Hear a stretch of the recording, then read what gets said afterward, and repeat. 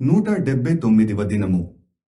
కుటుంబ బలిపీఠము 3 జూన్ 28. నా ప్రజలారా, ఆలకింపుడి, నేను మీకు సంగతి తెలియజేతును. అయ్యో ఇశ్రాయేలు, నీవు నా మాట వినిన ఎడల ఎంతమేలు. అన్యుల దేవతలలో ఒకటియును నీలో ఉండకూడదు. అన్యుల దేవతలలో ఒకదానికిని నీవు పూజ చేయకూడదు. ఐగుప్తీయుల దేశములో నుండి నిన్ను రప్పించిన నీ దేవుడనగు యెహోవాను నేనే. నీ నోరు బాగుగా తెరుపుము, నేను దాని నింపెదను. అయినను నా ప్రజలు నా మాట ఆలకింపకపోయిరి. ఇశ్రాయేలీయులు నా మాట వినకపోయిరి. కాబట్టి వారు తమ స్వకీయాలోచనలను బట్టి నడుచుకొనున్నట్లు వారి హృదయ కాఠిన్యమునకు నేను వారినప్పగించి తిని. అయ్యో నా ప్రజలు నా మాట విననేడల, ఇశ్రాయేలు నా మార్గములననుసరించిన ఎడల ఎంత మేలు. అప్పుడు నేను వేగిరమే వారి శత్రువులను అణగద్రొక్కుదును, వారి విరోధులను కొట్టుదును. యెహోవాను ద్వేషించువారు వారికి లొంగుదురు. వారి కాలము శాశ్వతముగా నుండును. అతి శ్రేష్టమైన గోధుమల సనుగ్రహించి నేను వారిని పోషించుదును. కొండ తేనెతో నిన్ను తృప్తిపరచుదును. కీర్తన 81:8-16. వారు జీవించుటకు వారికి ఆహారము అవసరమై ఉన్నది. దేవుడు పరలోకము నుండి ఆహారమును, మన్నాను కురిపించాడు. అది పరిశుద్ధాత్మకు సాదృశ్యము. ప్రతి ఉదయమున వారు బయటకు వెళ్లి దానిని కూర్చుకునిరి. అది చక్కగా ఉన్నది. వారు దానిని భుజించారు. అది రుచికి తేనె వలెయున్నది. వారు నాలికతో నాకుచూ దానిని భుజించారు. ఇప్పుడు కుమ్మరించబడుచున్న ఈ పరిశుద్ధాత్మ ఆ సాదృశ్యమునకు ఇది నిజరూపమై ఉన్నది. దాని రుచి తేనెవలెయుండును. అది నిజము. దేవుని యొక్క పరిశుద్ధులు దానిని పూర్తిగా త్రాగి తమ పెదవులు తుడుచుకొనుచు, హూ, చాలా బాగుంది అని చెప్పుటను చూశాను. తేనెలో ప్రత్యేకత ఉన్నది. అది నిజము. దావీదు పరిశుద్ధ గ్రంథములో కీర్తనాకారుడు. అతడు తేనెను గూర్చి మాట్లాడినాడు. మరియు అతడు గొర్రెల కాపరి. కాపరులు ఎల్లప్పుడూ చిన్న సంచిని తీసుకువెళ్తారు.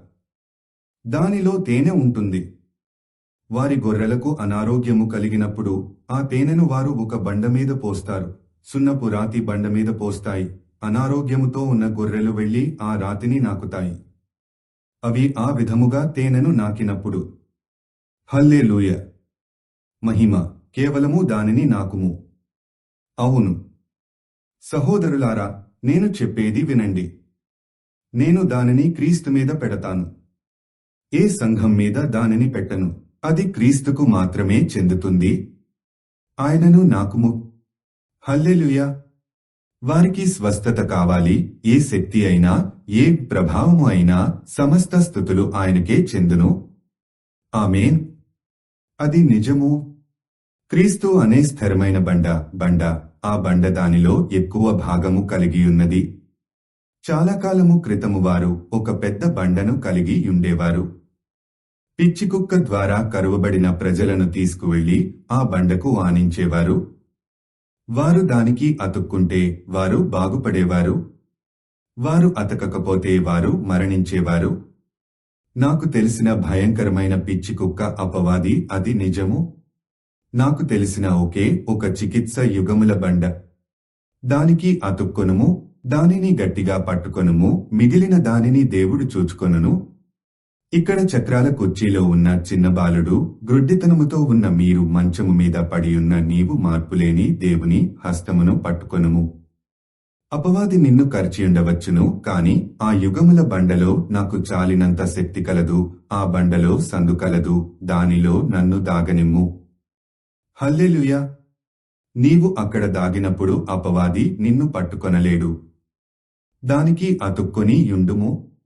దానిని పట్టుకొని యుండుము. దాని నుండి నీవు దూరముగా వెళ్ళవద్దు. ఎన్ని లక్షణములు కనబడినను ఇది ఏదైనా సరే దానిని పట్టుకొని యుండుము. స్వస్థపరచు శక్తి నీలోని రోగములు అన్నింటినీ తీసివేయు వరకు అక్కడనే నిలిచియుండుము. అది ఆయన దానిని నెరవేర్చును. నీవు దీనిని నమ్ముచున్నావా? జనవరి 15, 1950